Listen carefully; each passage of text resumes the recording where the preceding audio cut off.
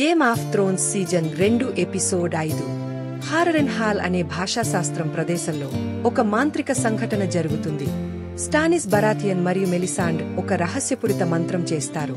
ఈ సంఘటనలో రెనలి బరాథియన్ మరోలా మరణిస్తాడు.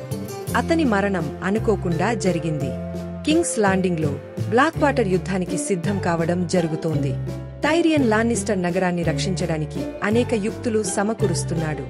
అతను బ్లాక్ వాటర్ బే మీద దాడి తప్పక రాబోతున్నది అని అనుకుంటున్నాడు. ఆర్య ఏరెన్ స్టార్క్ తెల్లటి కాళ్లలో ఉంటోంది.